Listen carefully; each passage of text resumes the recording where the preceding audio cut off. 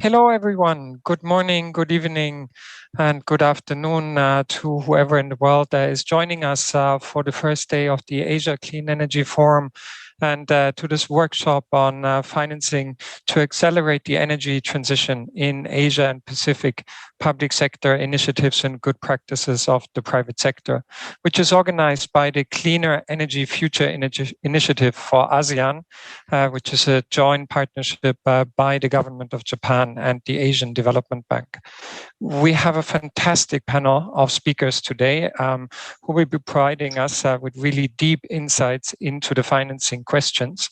My name is Florian Kitt. I will be your moderator, and I tend to be very light on this. I have the pleasure to first introduce Dr. Yongping Chai, who not only has been working on energy issues in Asia and in Africa for over 25 years, but is also the chief of the energy sector group of the ADB, and hence guides all of our thinking and strategies on energy.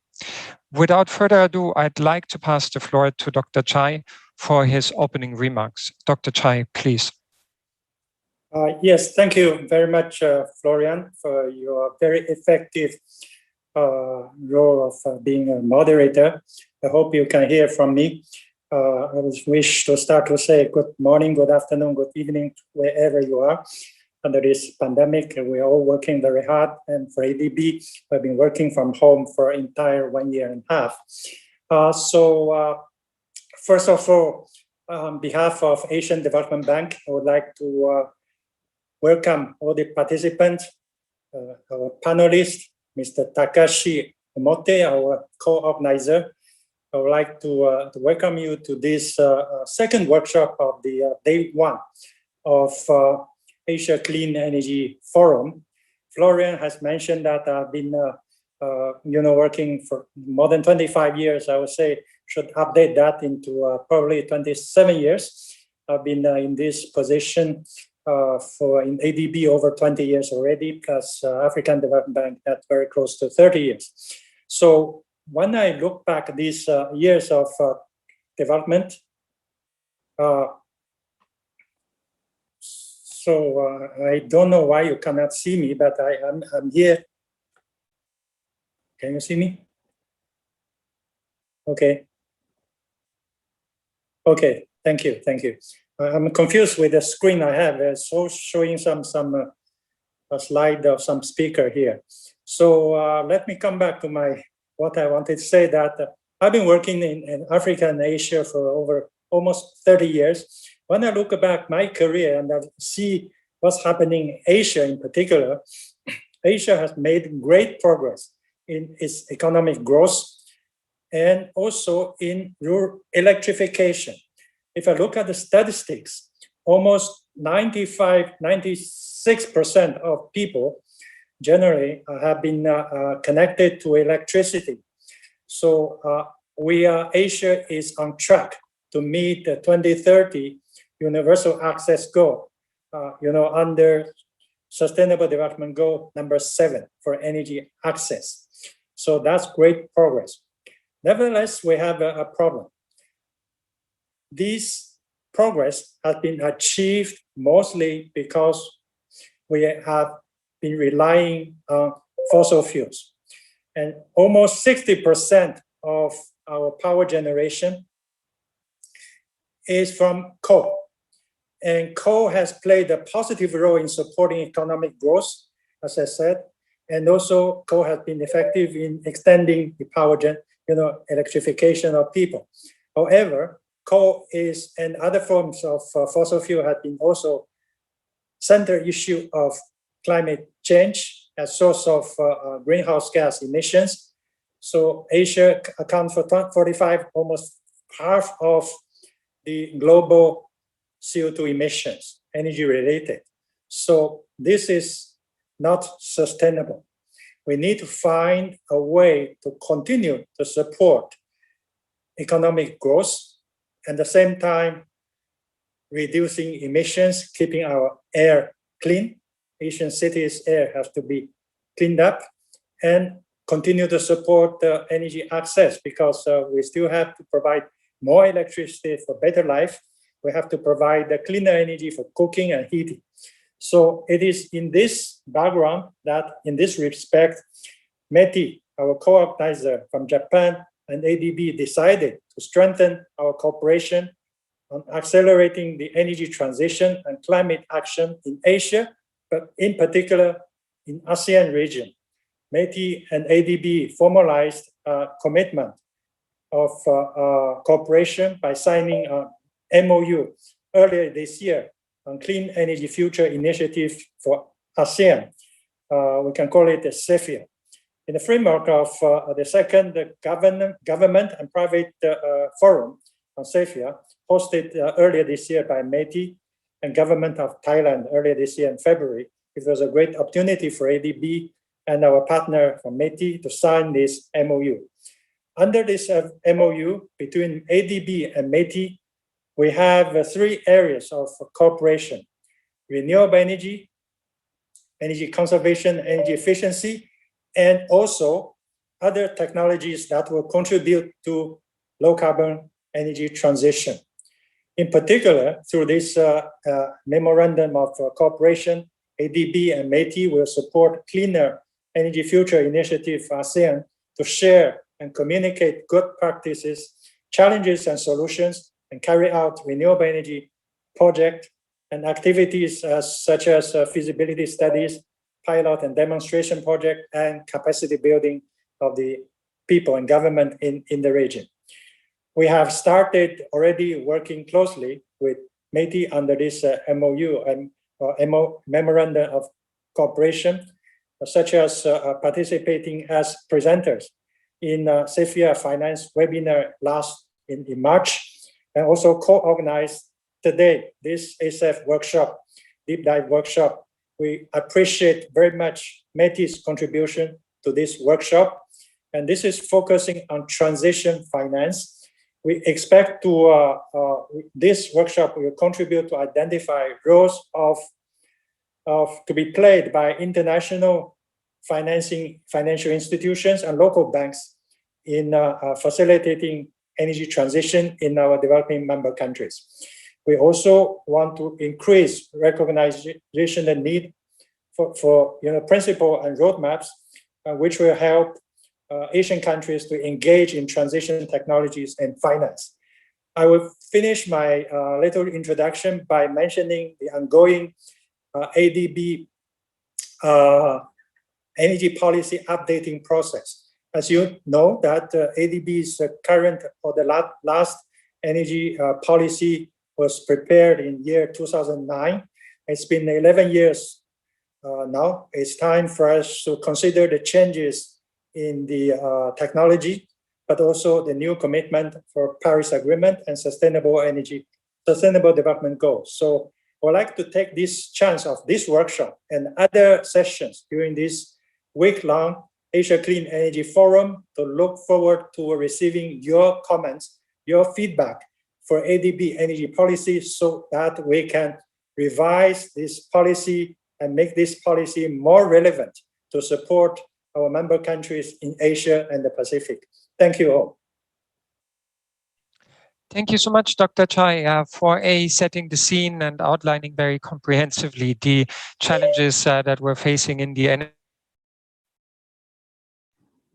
sector, and for introducing the framework in which this discussion is taking place and the strong correlation to the new energy sector policy from the ADB. I now have the pleasure to introduce Mr. Takashi Omote, who serves as Deputy Director General for Industrial Science, Technology and Environmental Policy at the Ministry of Economy, Trade and Industry of the Government of Japan. Thank you very much. Invite you to take the floor, Mr. Omote.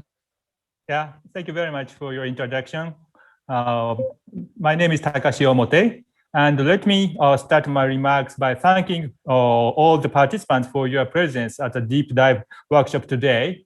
I'd also extend my sincere appreciation to Dr. Yongpin Tsai and his team at Asian Development Bank, co-organizing this event with my team. Despite the great uncertainties caused by COVID-19 our society is making progress in many arenas, typically in climate change. Japan has also geared up to facilitate this global shift towards carbon neutrality. In October last year, Prime Minister Suga declared Japan's goal of achieving carbon neutrality by 2050. Japan believes that technological innovation in the field of hydrogen, advanced solar photovoltaics, offshore wind, storage batteries, carbon recycling, and so on is a central driver for fulfilling the aim.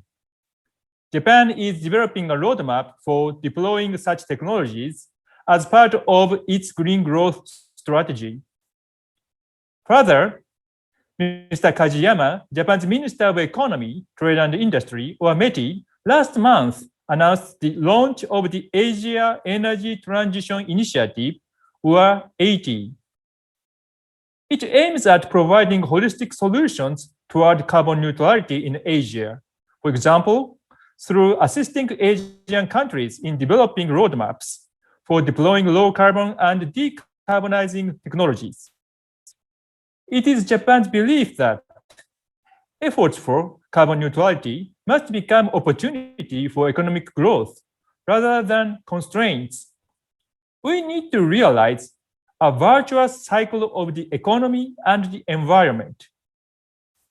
Japan is happy to share its experiences in the endeavor to achieving carbon neutrality with other Asian countries, so we can collectively move forward towards cleaner and more sustainable societies. For sustainable development Asian countries, energy systems and use need to be cleaner.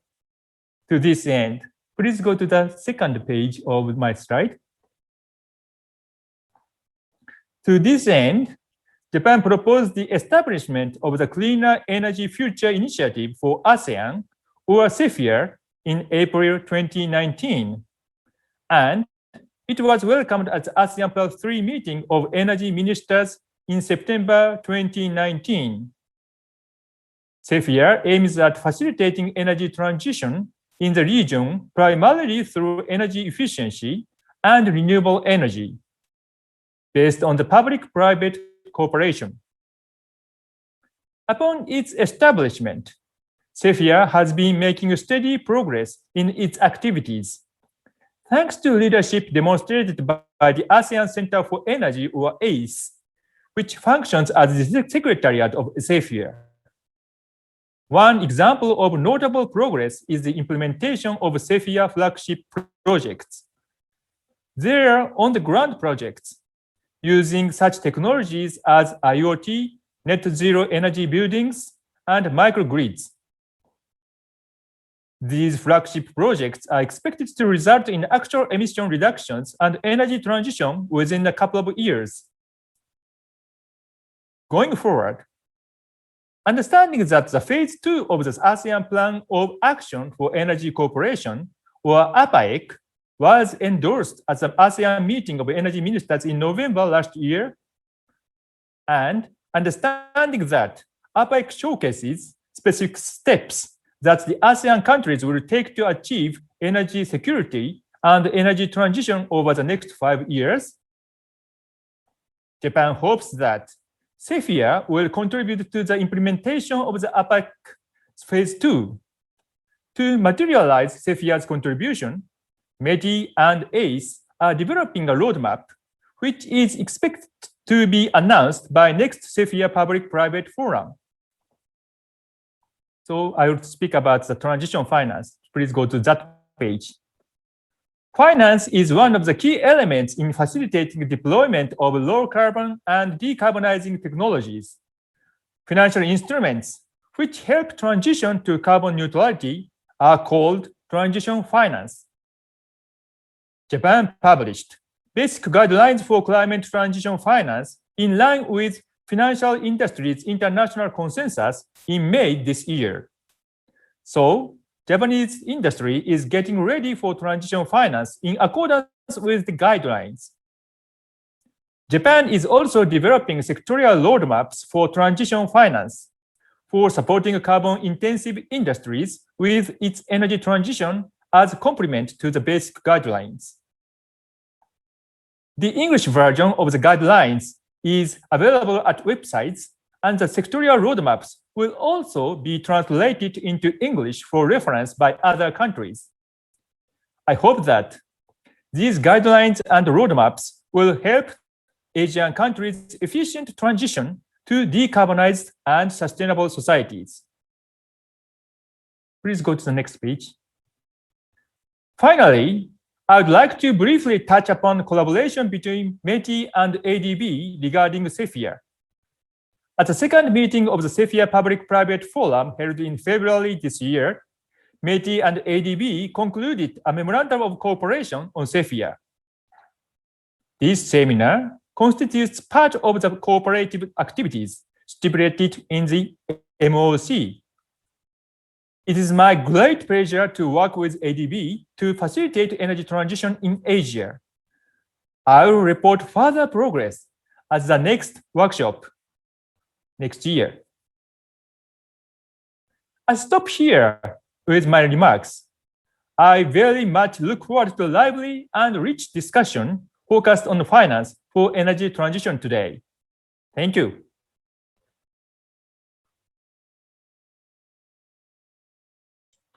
Thank you so much, Mr. Omote. And it was really good hearing the strong initiatives and support that Japan brings to our regional partners and countries and the developing member states of the ADB. We really look forward to continuing this strong cooperation for a sustainable energy future. With that, I would like to thank both of the opening speakers and give them virtual applause in this instance, and move on to session number 1 of our substantive discussions. And the first one, we will look at the introduction of international collaborative activities from CEFIR. I have 2 really excellent speakers, and the first one is Dr. Twarat Sutabutre from Thailand. He serves as the Chief Inspector General for the Ministry of Energy of Thailand, but he's not only a good old friend, but also someone who has worked very extensively on renewable energy, on sustainable energy, as well as on financing initiatives. Dr. Twarat will talk about the energy transition in Thailand, and I'll hand over the floor to you, Dr. Twarat. Please. Thank you very much for your kind introduction, Florian. First of all, I would like to thank the ADB and METI Japan for allowing me to share my insights on energy transition in Thailand. But I try not to, over advertising what Thailand is doing. But because I have no solution as yet. But what I would present today is what is our efforts to forge forward the energy transition campaign in Thailand. And it comes to the worst part is the COVID has changed a lot of things, but I will explain that later. Well, my agenda today to present to you the 4-point strategy that the Thai government is underperforming, to move forward the energy transition. We are looking at more renewable energy into our system. But again, that would bring into a discussions of a stranded asset, because I'm not shy about this, but Thailand is already overcommitted in a lot of fossil fuel power plant. So to allow more renewable energy into the system, we have to treat this stranded asset, in which some of them are already committed contractually. So we need some kind of a financial engineering solution to make sure that it will not slow down the transition campaign in our country. The second point is the investment by the government that could modernize the grid system to be more flexible. And we hope that to bring more digital technology into the management of the power grids in Thailand. On the third strategy would bring in more of the private sector initiative to do a power trading.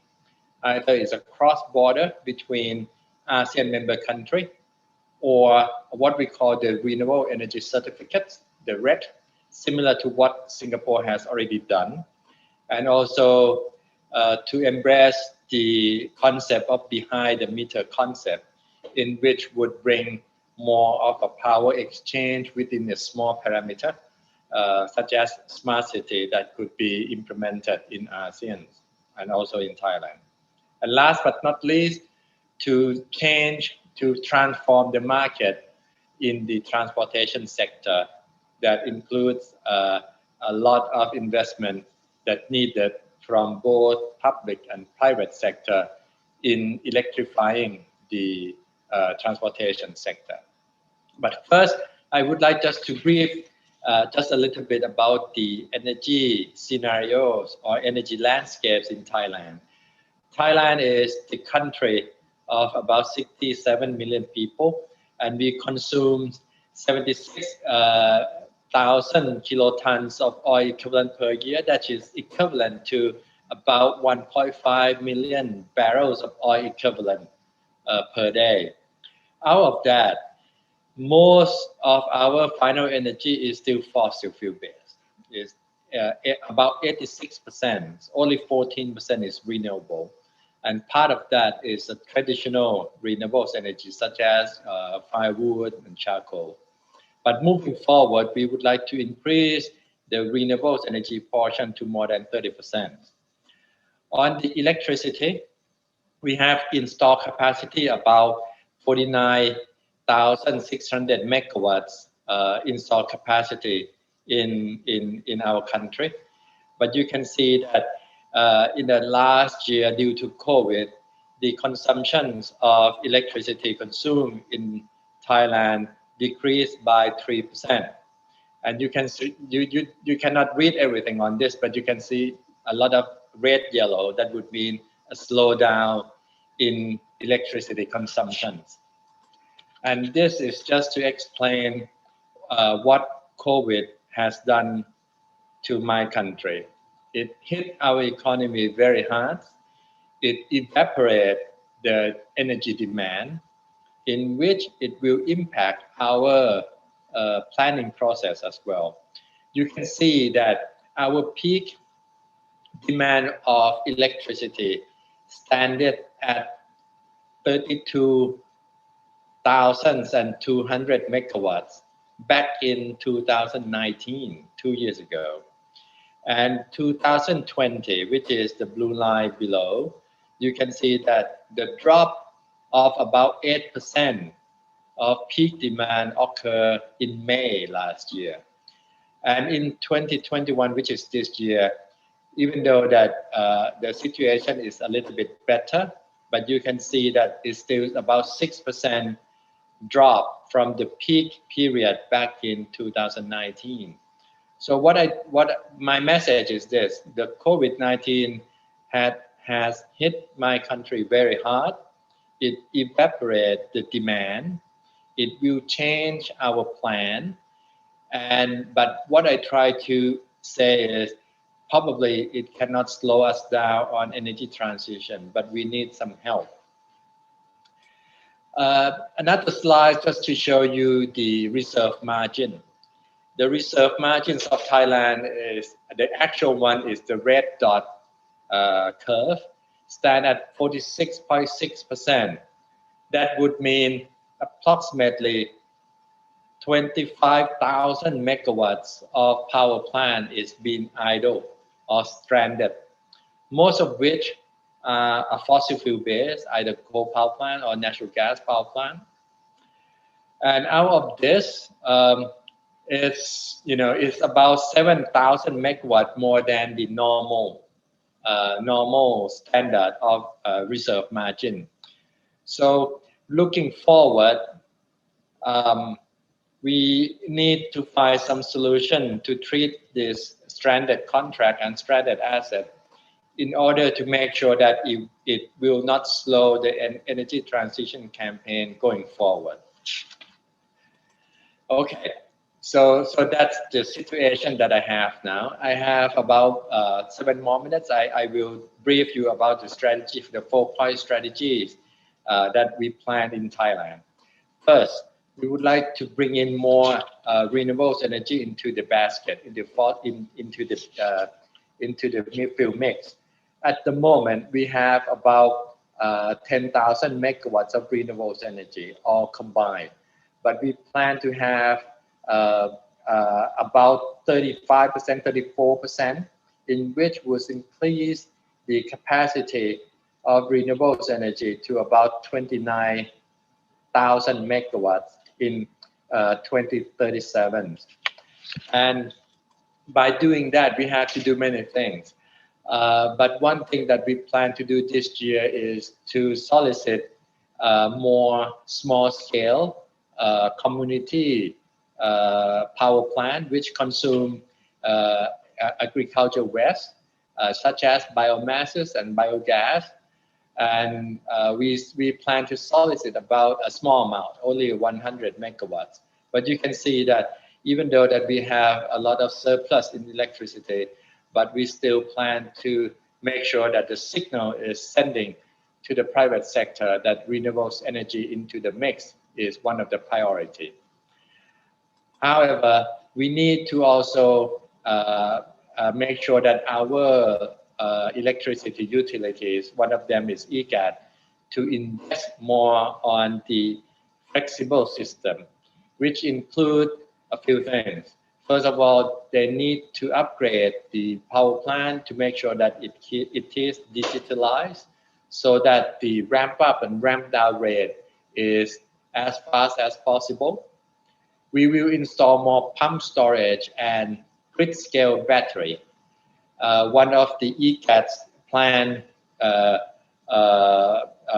battery storage is one of the biggest in the Southeast Asia. And on the management side, we would like to bring in the big data so that the system operator at EGAT can have the real-time trading platform ready for power trading in the future. And we will embrace a micro and small smart grid going forward. And we would need some help from the private sector to make sure that something can be invested. For example, we would like to see the policy on demand response in which will allow a virtual power plant and the private aggregator to play a role. And we hope that that could be integrated with the home system and the charging station of electric vehicle. So this is part of the private sector that can play a role. And my third point of energy transition in Thailand would include power trading. And I think most of you may know that ASEAN has long-term a project on ASEAN Power Grid, in which Thailand is right there in the center.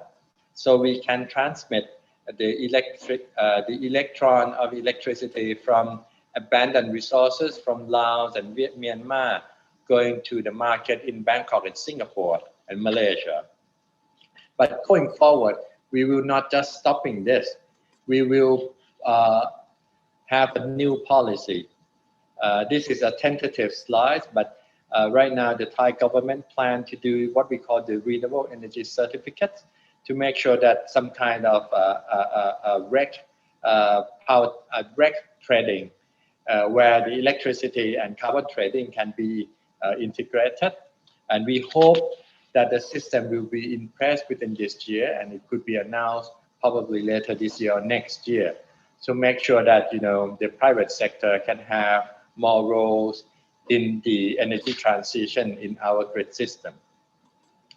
Last but not least, I would like just to touch upon our ambition goals to electrify our transportation sector.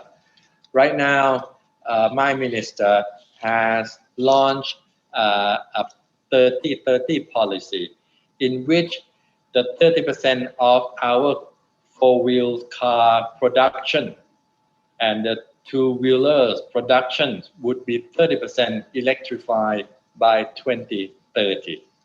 So that could mean about 50% of new populations of the car would be electric, and about 40% of the motorcycle would be electric by 2030.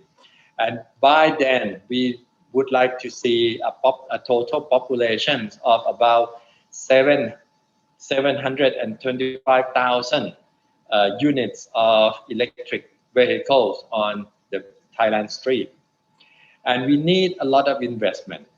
And some of you may have followed that last week or 2 weeks ago, the Thai government already embraced a witness MOU between PTT and Foxconn. So we do believe that there would be more investment opportunity in the EV ecosystem in Thailand.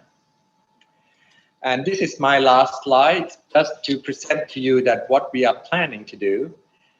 Even though the COVID-19 has hit our economy very hard, evaporate our electricity demand, but we will not stop there.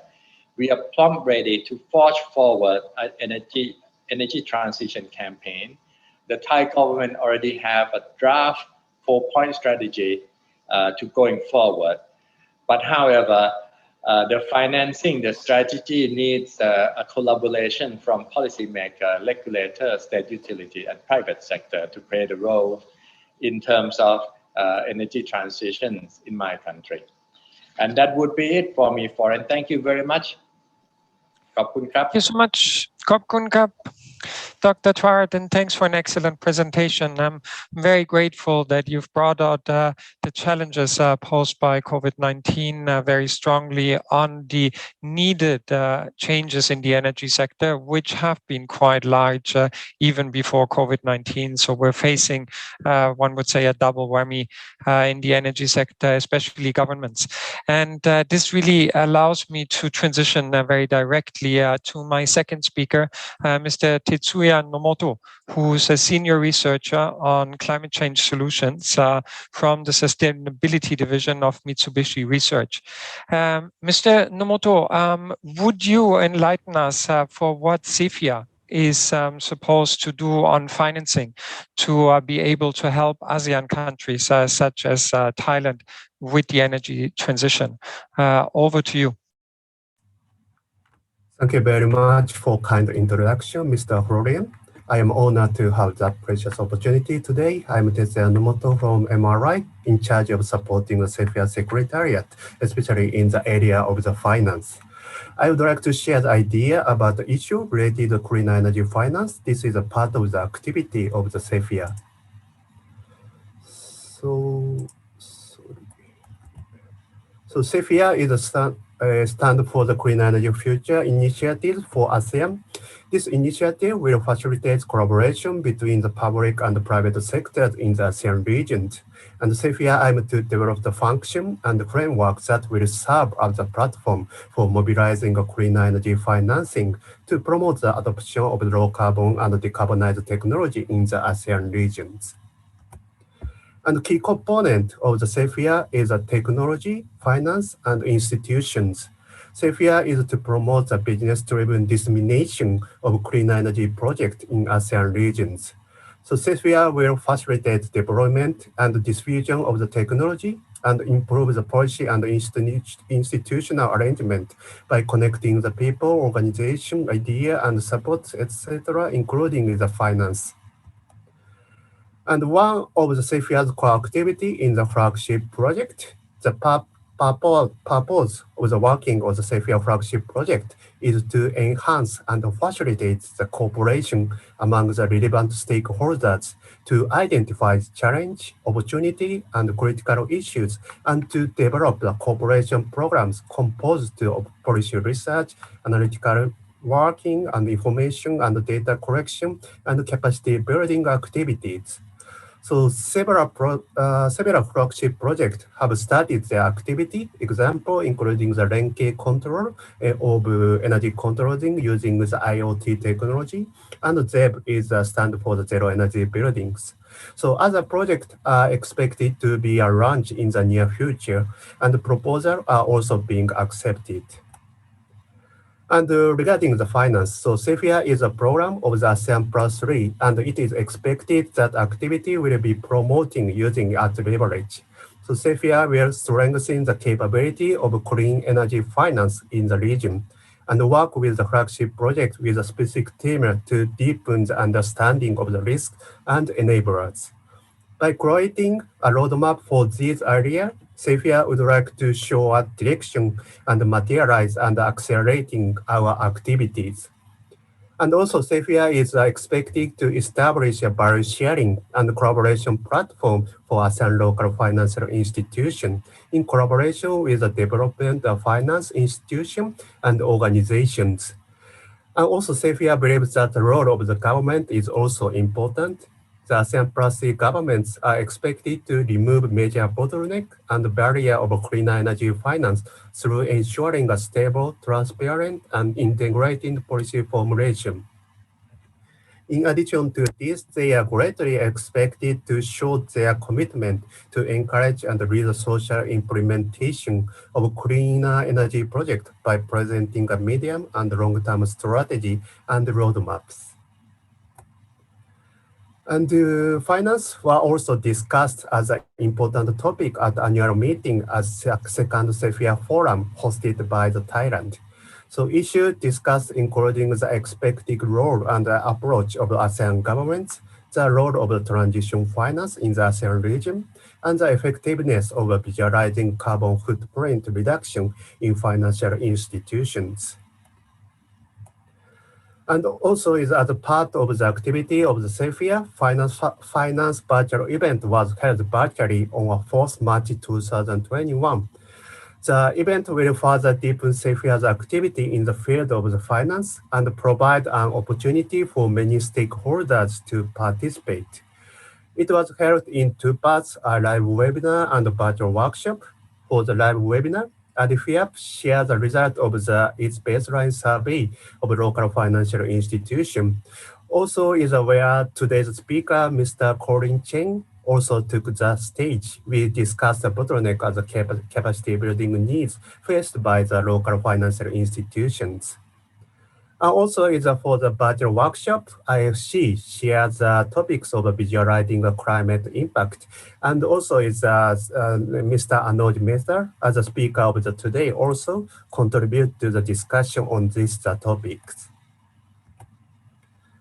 Also, as I mentioned in the last slides, is ADFIAP is the Association of Development Financing Institutions in Asia and the Pacific.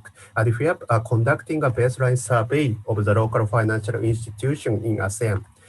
In the survey, 4 points were identified the needs of the capacity building. First one is a business case, second one, climate risk and opportunity assessment. And third one is the development of the guideline and the guidebook, including the best practice. And the fourth one is a local application of the measurement and the assessment tool for energy and the GHG related emission indicator. In addition, the expectation for the CEFIA are to be a platform for sharing good practice and conducting training, especially with the local financial institution. Also to be a regional network for the private sector with the local financial institution, technology expert, and the business operators. So we would like to start for that kind of activities. Also, CEFIA already launched on the official website and plan to strengthen the information dissemination from now on.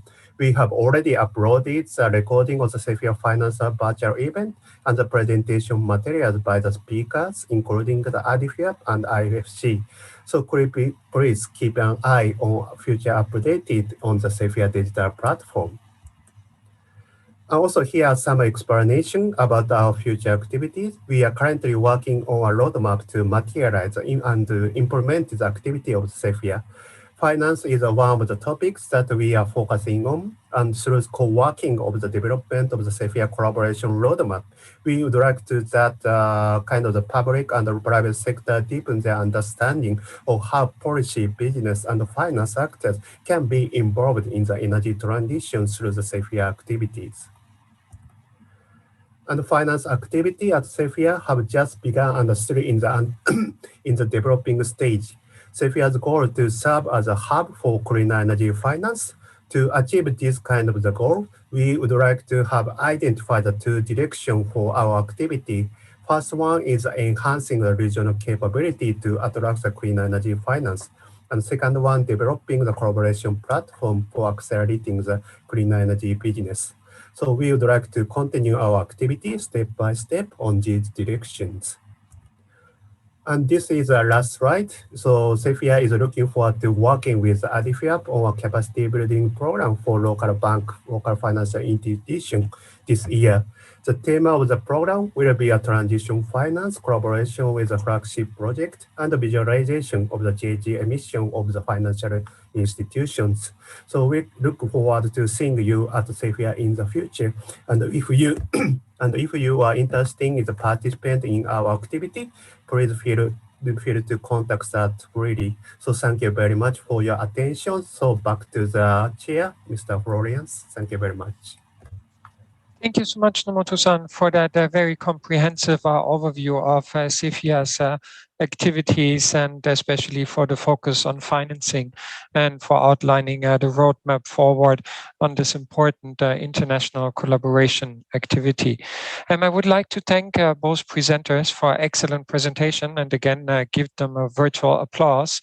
I would just note to the audience that unfortunately you have to wait a bit with posing your questions to them, and you can use our online chat for that, but we will bundle all questions to the end. So please post them already, then we and the presenters can prepare, and we'll have a comprehensive discussion at the end of the seminar.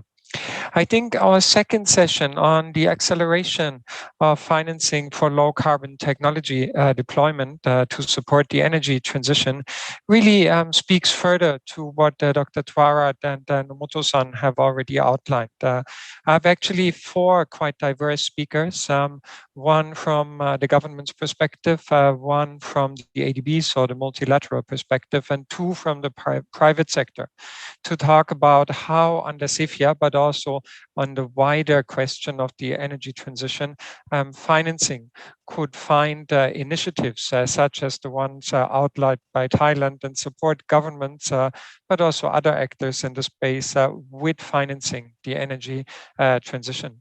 I have the pleasure to first introduce Mrs. Motoko Ogawa, who serves as Deputy Director of the Office of Environmental Economy of the Ministry of Economy, Trade and Industry of Japan. Ms. Ogawa will present on Japan's efforts to encourage the energy transition.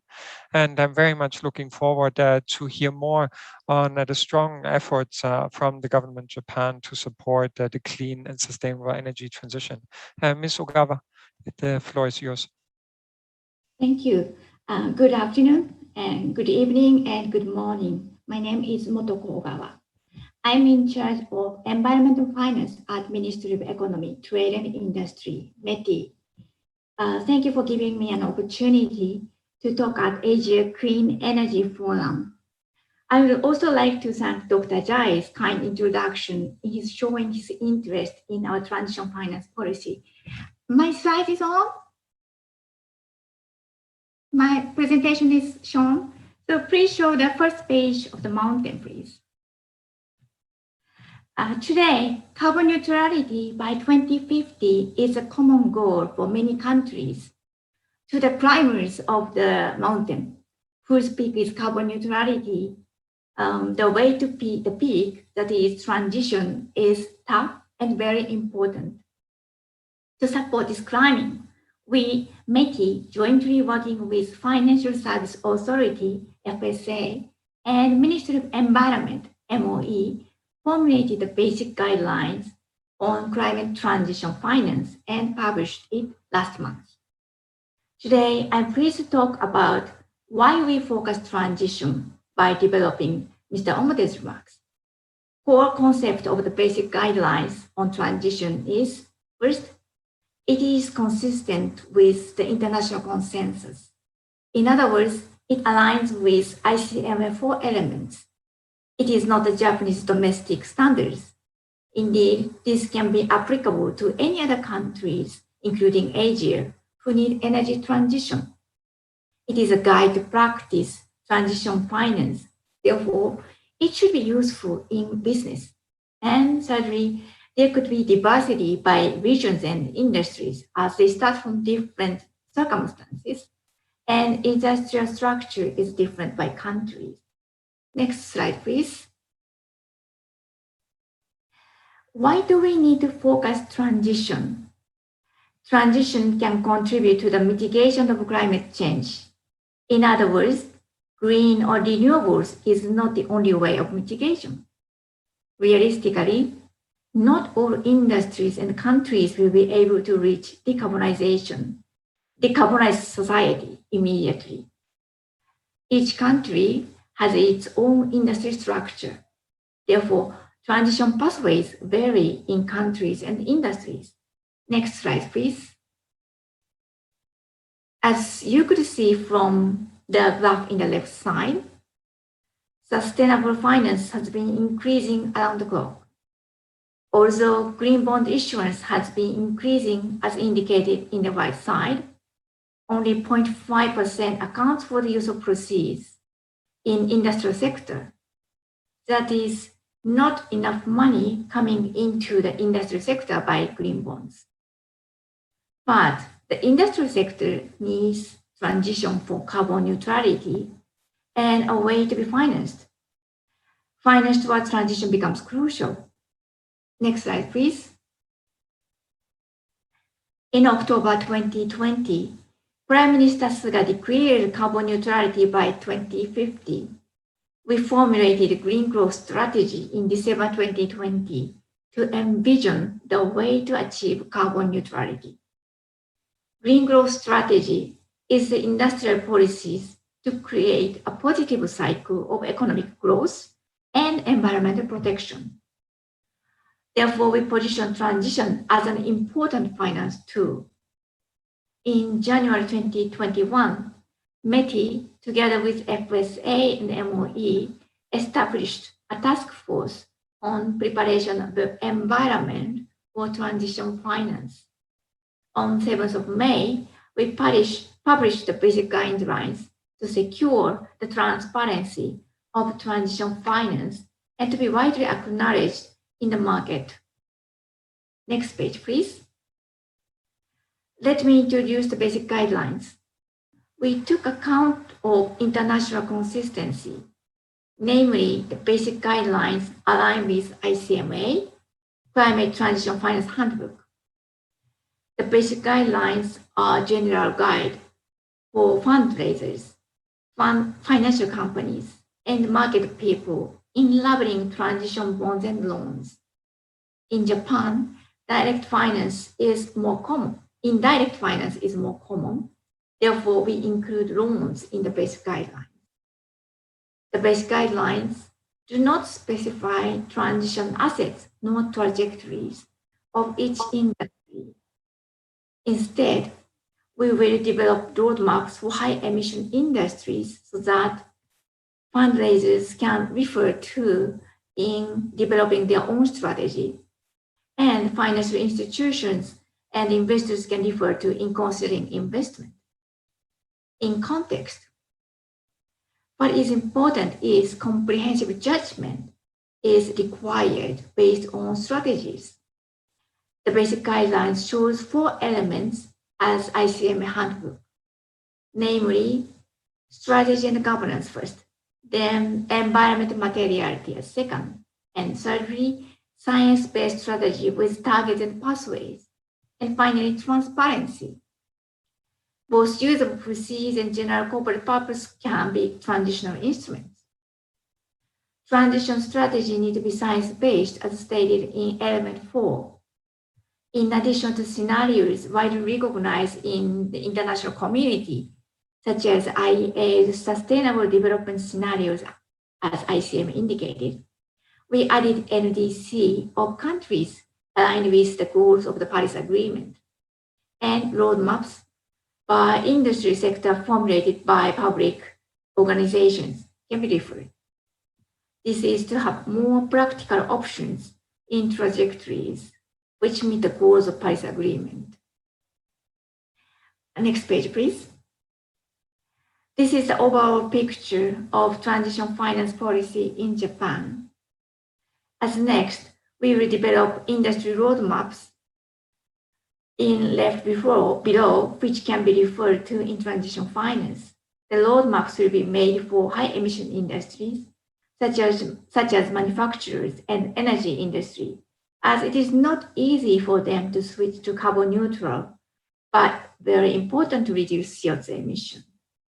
When they are published, we are pleased to share it with you.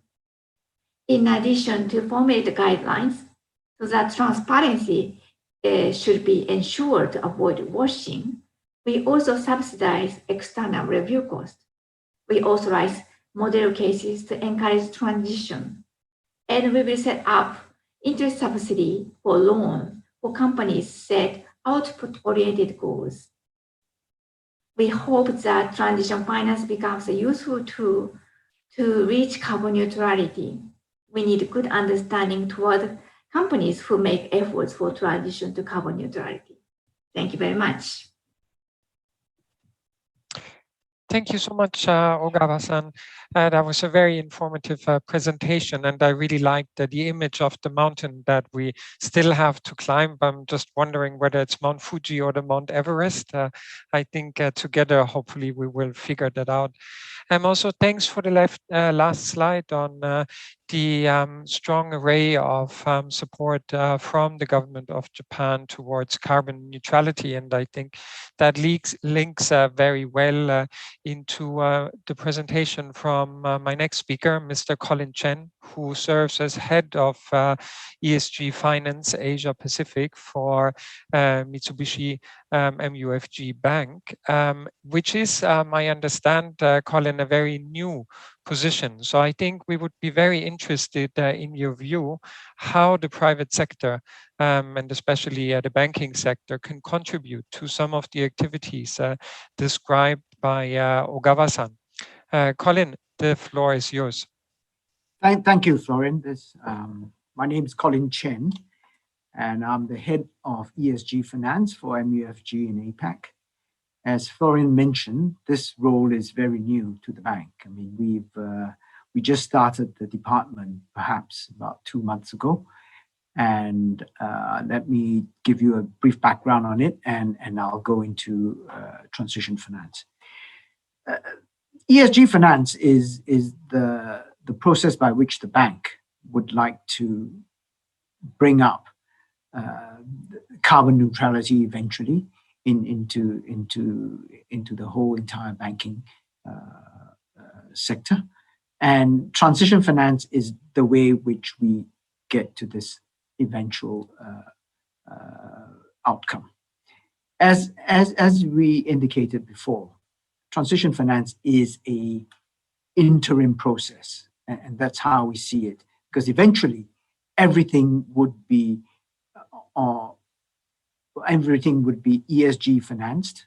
Everything would, we understand, we'll be looking at in terms of financing, which would be carbon neutral. I think that in order to understand the roles and the motivations and considerations of the private sector in this sort of financing, we need to understand how the private sector is motivated in these matters. The private sector itself is pretty conservative in the way it looks at new types of financings and new types of concepts. And I'm not saying that the carbon neutrality or ESG financing is new. It is, as a concept, it's been around for maybe 10 years or 5 to 10 years. But the way that we are looking at it is new for this institution. And as such, being conservative in its nature, we're slightly delayed in our response and in the way that we approach these type of transactions. There are two ways of motivations for the private sector. One's a push, one's a pull. On the push side, there are the matters of regulations, matters of people wanting to look at transactions which eventually drive them to carbon neutrality, and economics and how the economics works and affects these type of transactions. And on the pull side, it's a profitability from the economics, for the profitability from the bank's perspective. If we look at it in its initial stages, the profitability perhaps is not quite as good or even negative in terms of looking at these type of financings. But this has changed. Even in the last 2 months, when we started this department, the acceleration has increased in terms of these type of transactions coming forward, and more clients are looking at these type of transactions. As you might expect, there is a certain amount of government and multilateral involvement that is required, and that is a key for the private sector to get on and get these financings done. If I ask people to go to my second page on the financing, I put it out in one slide, three components of what I'd like to speak to today. One is the private sector's roles and considerations. And this one has become clear to the private sector. This is a clear understanding of the impact of all our financings. It is incumbent upon the private sector to understand how their financings affect the environment going forward. If that is not there, then the motivation to go forward and to take on what is a difficult, I would say, financing concept going forward is going to be difficult to put into things. The next thing is the enablers. By enablers, I meant these probably are the kind of government or multilateral incentives for the private sector to take these into consideration. And they could be as simple as, a tax break, which is maybe not as simple enough to implement, but they would help, to things like regulations. As you know, plenty of regulators are looking at how ESG financing as part of the portfolio of a bank or financial institution's risk is affecting the overall risk of that institution. And then the last part is this constant discussion that you need to have with your clients. I think if you look at our business over the course of the last 20 years, there has been discussion with clients, but the clients are the ones who push the institutions on how we look at the kind of transactions for everybody. As you know, banks will take into considerations what the clients want, and as well as our other stakeholders, including our shareholders.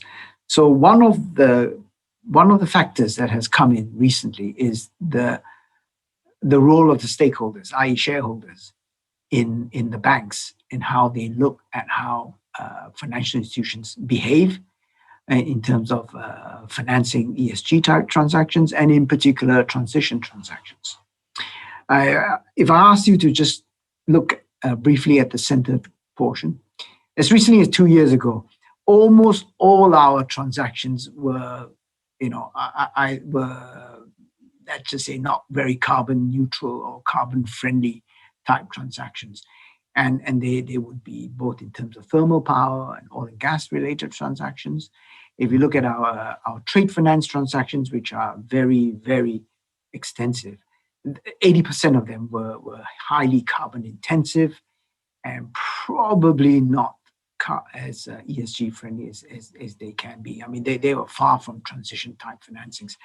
However, like I said, in the last year And even in the last 2 months, that has shifted. Almost all our transactions are renewable in nature on the project finance power generation side. And the oil and gas transactions are on the wane.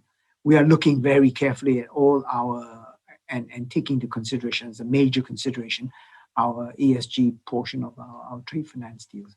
And that has shifted. I think that in 5 years' time, almost all our transactions will be ESG related, and hence the transition would have either been well and truly in place or completed. The couple of takeaways that I would like to end my discussion on. There's been a pivot for all the financial institutions on moving away from carbon intensive. It's a matter of push and pull. It both have to work in the same direction in order to get us to that goal. We have set out, and this is one of the bank's clear indicators, clear goals, including the net neutrality statement that we did maybe a couple of weeks ago. And that one, we're not the only bank that does that. All the banks have done that, and that is a clear motivation for us to go in that direction. The ability to look at the picture as a whole. My department is the first in this institution that looks at the whole picture, not just on how profitable we can make this for the bank, but the bank's carbon footprint as a whole, and hope to implement it within the bank. And then the ability to look at the whole cost of the ESG, the whole cost of business from an ESG perspective. This is clear. This is clearly different from what we had done before, when we just looked purely at a transition.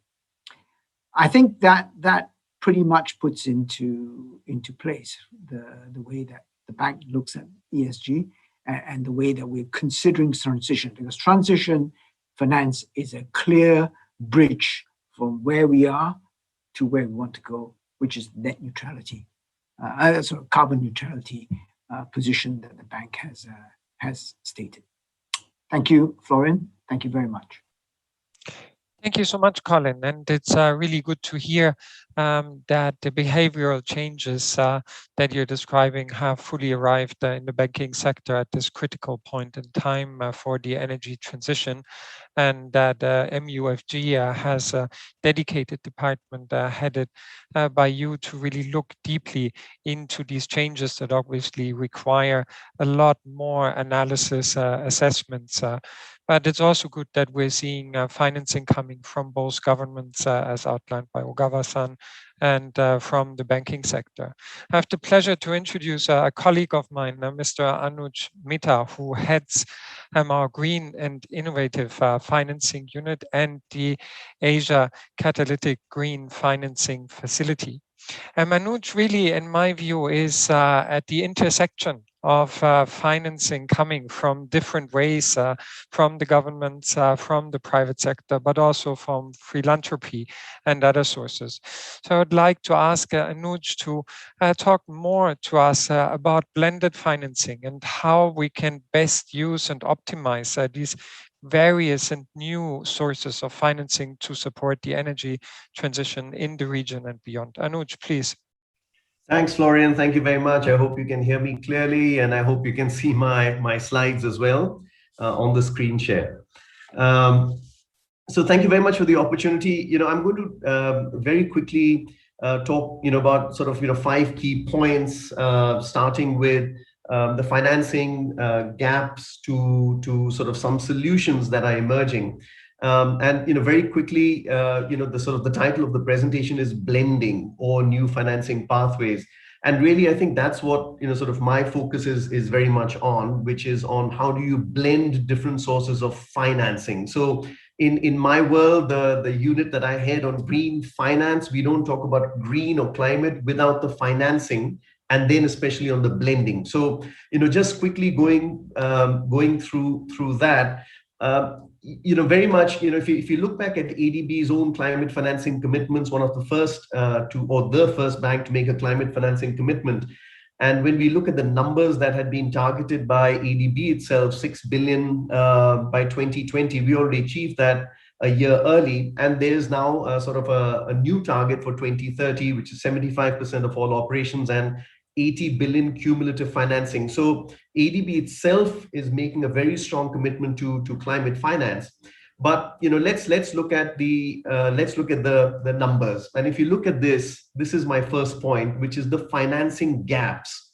So if you look at this, the amount of financing required for climate adjusted infrastructure as a whole, including energy, is 1.6 trillion or so in infrastructure alone by 2030. And then more worrying, there is the financing gap. And a lot of people talk about this, but if you just take it in my context, which is the Southeast Asia context, and you'll see the numbers there, 157 billion required per annum, and a gap of 102 billion per annum. So 60-70%, there's a massive gap already in terms of the actual financing flowing in there, which shows you why there is a need for both public and private.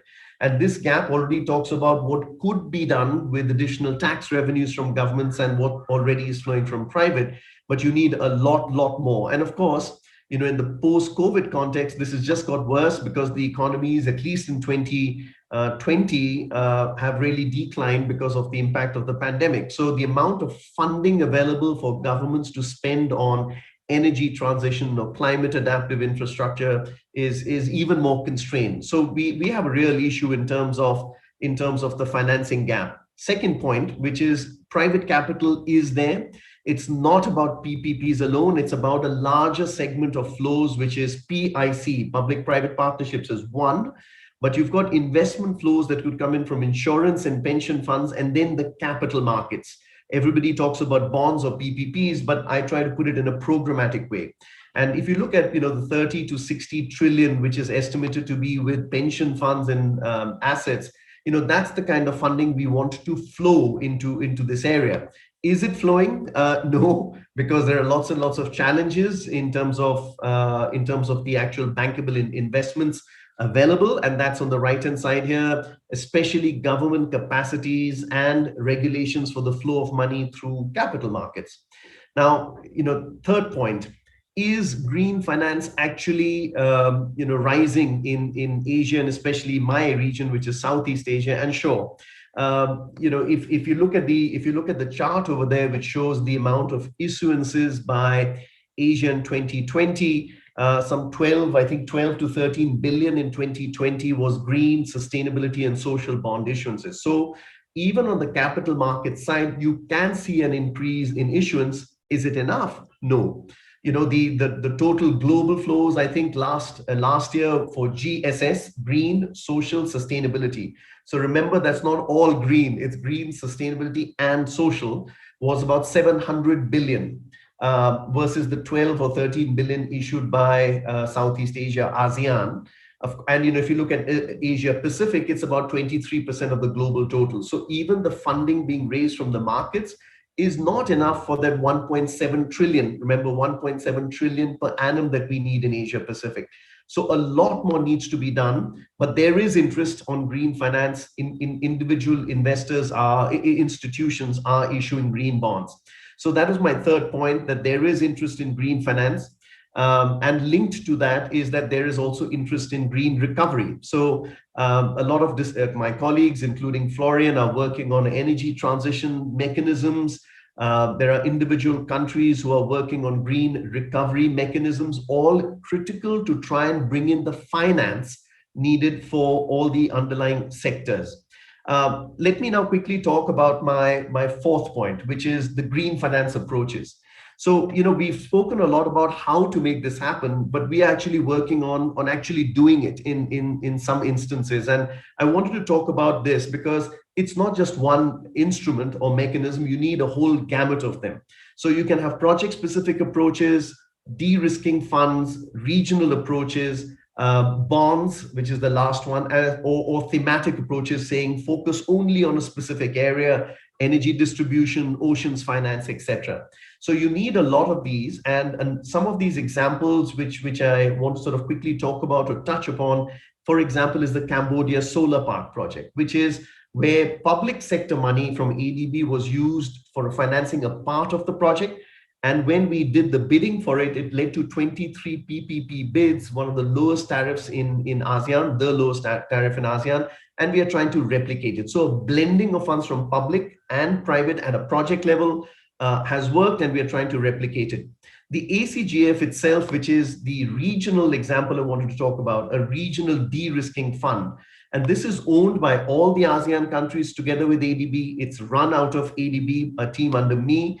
And if you look at it, just in 18 months since it was launched, it's already has a commitment of $1.7 billion, which has been raised from financiers around the world. And more importantly, about 20 projects are being structured under the ACGF. And the point over here is, and probably this is my fifth point, is just making concessional or de-risking finance on its own is not enough. Actually having somebody who can go out and work with countries in structuring the projects, making them bankable, and then applying the funding for de-risking, saying 20% funding available if you can comply with global green standards and mobilize private capital for a multiplier effect. I think that is the criticality.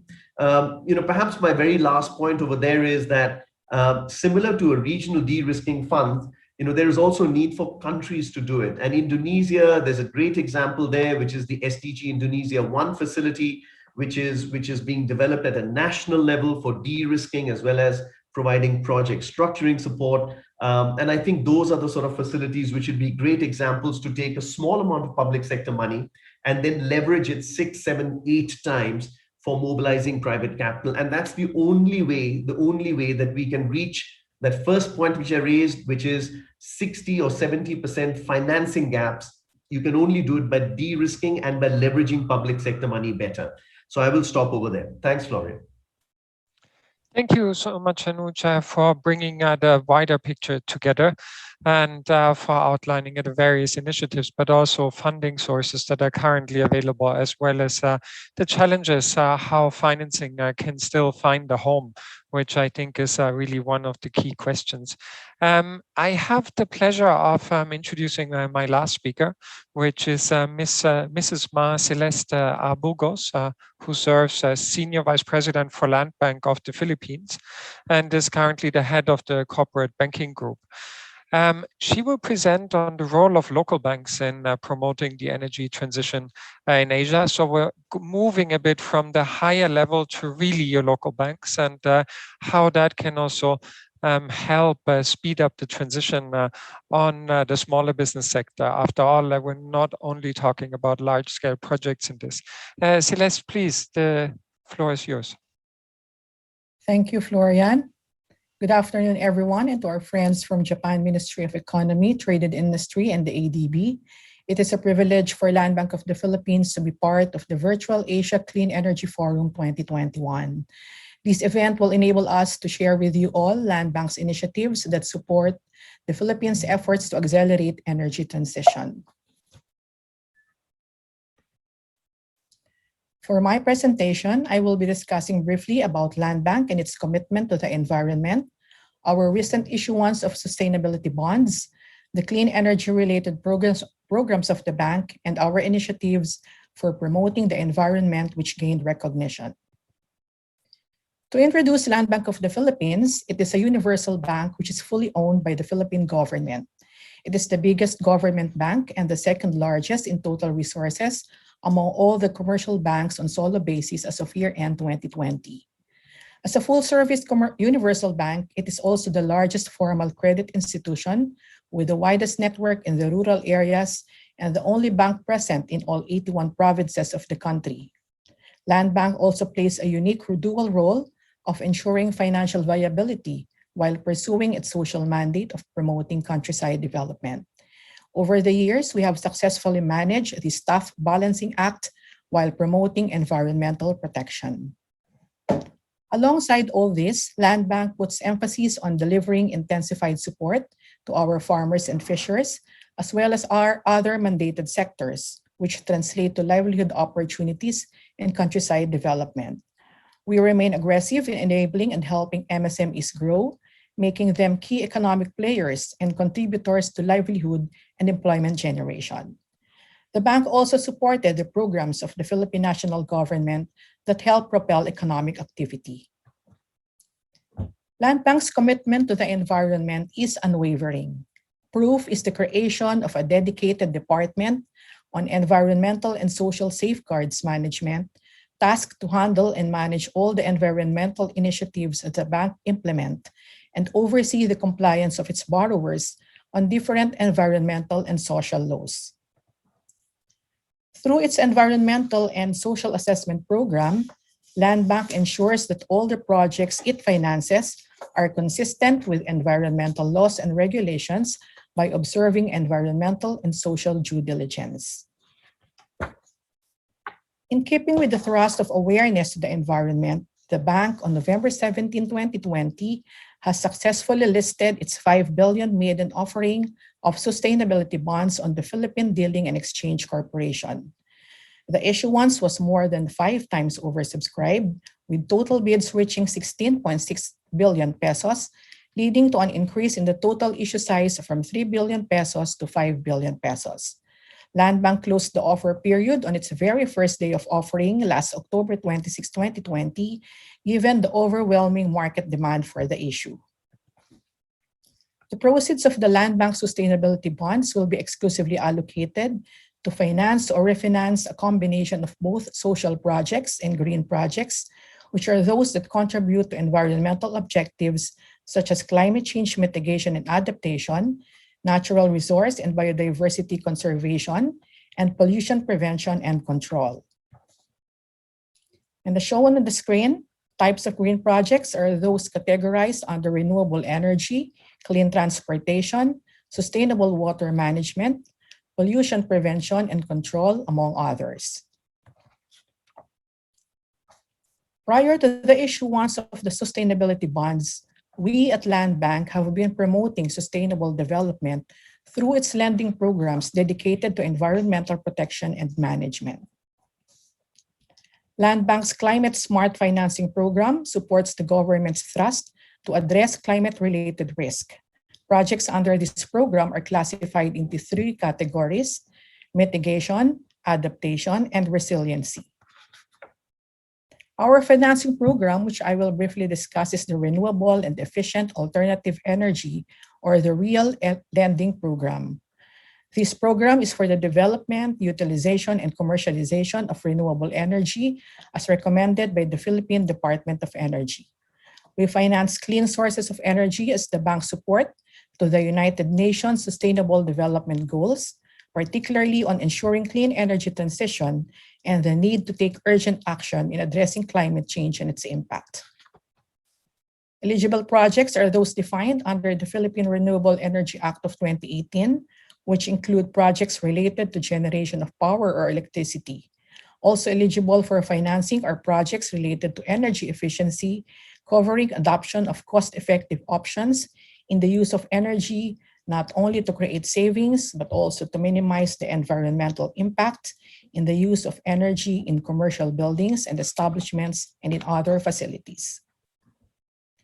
This slide shows the basic terms of a loan facility under the program. The type of credit facility can either be short-term or a long-term loan to fund project construction, which can have a tenor of up to 15 years, depending on the cash flow of the project subject of financing. So for the financing mix, we only require a 20% equity into the project, which is lower and therefore concessionary compared with the bank's usual lending facilities. The bank has so far funded 58 renewable energy projects all over the country, with the most number under the biomass, followed by solar and hydro. Total capacity generated from these finance projects aggregates to 742 megawatts. Land Bank also plays a role in the Green Climate Fund, which serves as the financial mechanism to support the commitments made by 194 countries that are parties to the United Nations Framework Convention on Climate Change, or the UNFCCC. The bank recognizes its role in strengthening the country's capacity to access climate finance sources for the achievement of our national development goals. As an industry leader in climate finance in the Philippines, Land Bank to date is the one and only accredited direct access entity of the Green Climate Fund in the Philippines. The bank's new role will provide access to available funding for projects that support mitigation and adaptation that will address climate change impacts in the Philippines. Land Bank's GCF journey began in 2018 when it was accredited as the DAE by the GCF board. The bank's first funding project was approved by the GCF board in 2019. For its continuing and consistent initiatives focused in the environment, Land Bank for the 8th consecutive year has received citation from the Karlsruhe Sustainable Finance Awards. In last year's award, Land Bank was cited for its policy and innovative initiative in conducting environmental and social due diligence for all bank finance projects.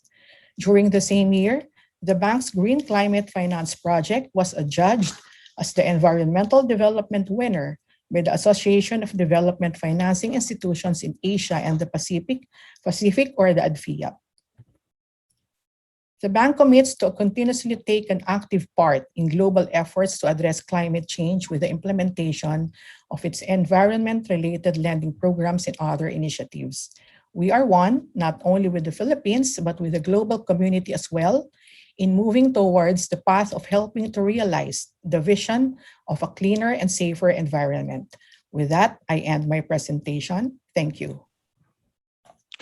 Thank you so much, Celeste, for really a fantastic presentation, and thanks for outlining the strong commitment from Land Bank to financing the energy transition, and for your for your presentation and outline of your existing portfolio and your collaboration with some of the key mechanisms, such as being the NDA for the Philippines.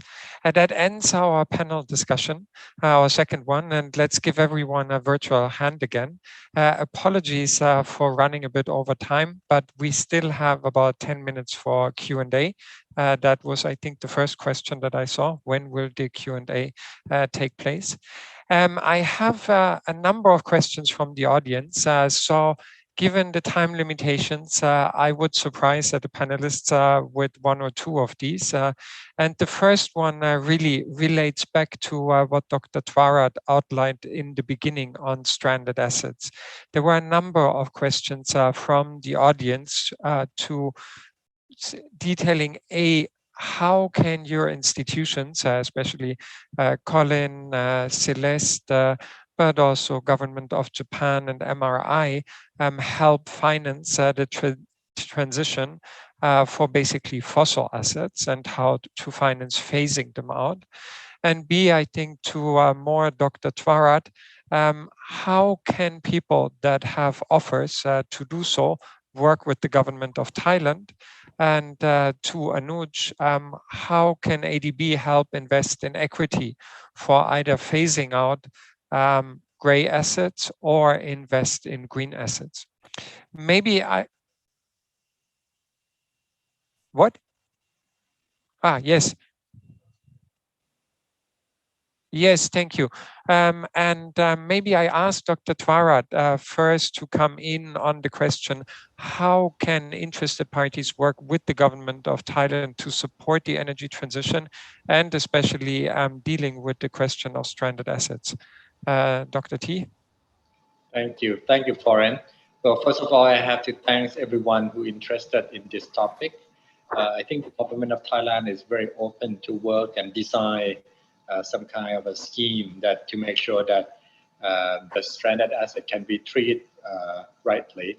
That would mean if it is committed and it is a commercial power plant, it still receive whatever we committed to have, but we had to probably have to take it off the balance sheet of how to calculate the tariff and everything, because unless if the asset is still there, and there's no reason why we have to bring in new power plant into the system.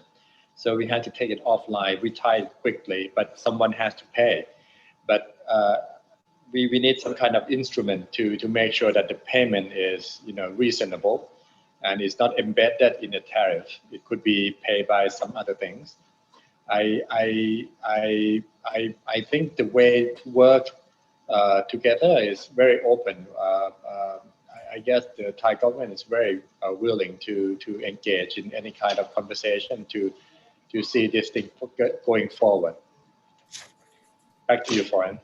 Thank you, Dr. Trarat. And I mean, as I think panelists are well aware, we're starting, or our audiences are starting from the top of the mountain, not from the bottom.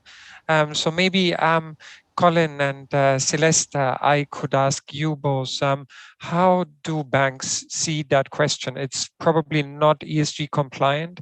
So what are the thoughts or strategies and answers you have to the audience, how banks could support such a phase out and of helping governments or project owners to phase out early from coal-fired generation or other fossil fuels? Colin? Sorry, I was looking for the mute switch. Sorry about that. Okay, Florian, thanks. I think what the key is that there are two parts of that thing. What's going to replace your capacity that you're taking out. So, if you suddenly take out, a few thousand megawatts of coal-fired power capacity, you're not going to be very happy people within that vicinity. And the second thing is that, you need to decide if you're going to keep it, how are you going to do it? So what our bank is looking at is looking at how we can transform these assets into something which is perhaps ESG compliant. This may not be as far-fetched as it sounds, because, for example, in Europe, there is a large coal-fired power plant which has been converted into a bio burning plant. It's not as big, it's probably not as efficient as it could be, but that's something that we're thinking about and see whether that can move us towards as an interim solution. In the end, the actual answer is to find a better way of producing power than the coal. I mean, the reason we use coal is because at one point it was economical, because you didn't consider the long-term impact, as I mentioned before, the whole package. And secondly, you had no other choice in terms of technology and capacity. But times have changed, and that's what we need to look forward to. We need to phase out the old ones, either through an interim solution, but you cannot just phase it out by dropping a 3,000-4,000 megawatt hole in anybody's grid. I mean, that is going to be catastrophic in its effect. Thank you so much, Colin. And maybe I'll go with that to Celeste. Do you see a possibility for Land Bank to also invest in such new opportunities to advance the low carbon transition? We actually used to fund coal power plants because of the huge power demand across all sectors. No, what we are already shying away from coal power plants. Because actually in the Philippines, the Department of Energy has already set a moratorium on new coal plants, effectively canceling or at least stalling about 10,700 megawatts of coal power plants in the energy project pipeline in October 2020. Because, but they are encouraging these power firms to realign their budgets to finance RE projects. So, but in the case of Land Bank, we have been funding renewable energy projects. As I mentioned earlier, we have a good number of renewable energy projects already financed. It's about 58. So, and we will continue to do so. If there are project developers that would approach us, projects which are viable, then we will be happy to assist them by way of financing their projects. Thank you, Celeste.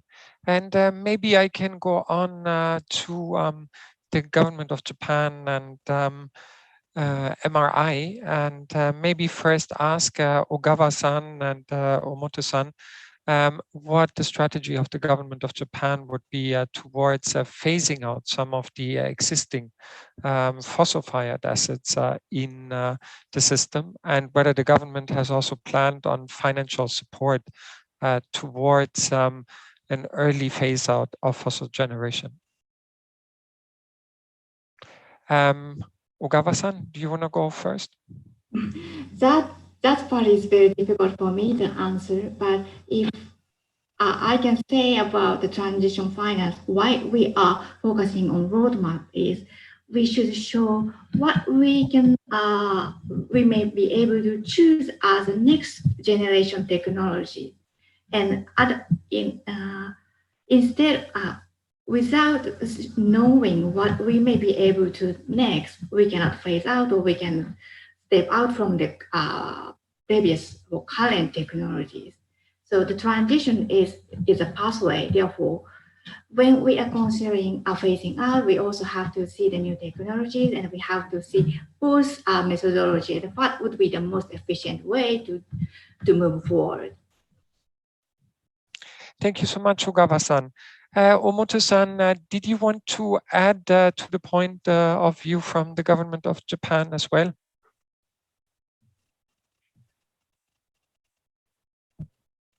Yeah, thank you for your question. Actually, that question is very difficult to answer, and we need to think about that how to implement how to modify our current policy to the new policy.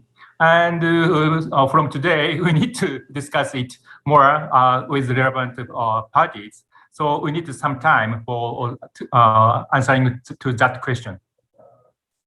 Thank you so much, Omoto-san. And maybe with that, allow me to go to Nomoto-san from Mitsubishi Research Institute, a very forward-looking institution that is the cutting edge of research. Maybe Nomoto-san, you can give us an idea on Mitsubishi's current thoughts or support for this really holy grail of the energy transition. Thank you very much for the question about that. So, so this session is MRI supporting for the SAFER activity. So in this regard, is a SAFER activity. So we are planning to some training for the local financial institution that is including the transition finance concept. So that might be is needed to the concrete idea to will be established for the transition finance. Is a collaboration with the METI. Thing is how to is how can I say approaching with the local financial institution ASEAN. That is a very key important issue. So it's now is MFG and Land Bank already how can I say is starting for the kind of concrete activity. So is we are now is should be collaborating with ADIFIA to giving us some much more. Another is a local financial institution in ASEAN. So thank you very much. Thanks so much, Nomoto-san. And Anuj, in 60 seconds, how can ADB help?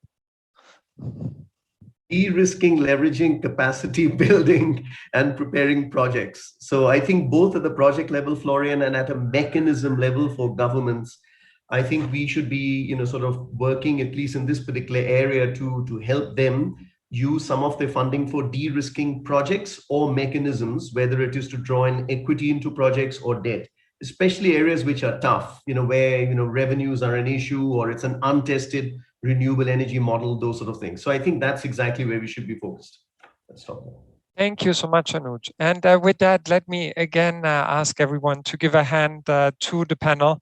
Really excellent discussion, and my apologies for throwing the most difficult of all questions at you, but I thought given your expertise, that was the one that should get everyone most excited. With that, we're a bit over time. Let me hand over to Toshiaki Nagata, the Director for the Global Environment Partnership Office of the Ministry of Economy, Trade and Industry of the Government of Japan, who will provide the final concluding remarks. Thanks to everyone and goodbye. Thank you, Florian, for the kind introduction. And let me express my bottom-hearted appreciation for all the participants for the very stimulating discussion.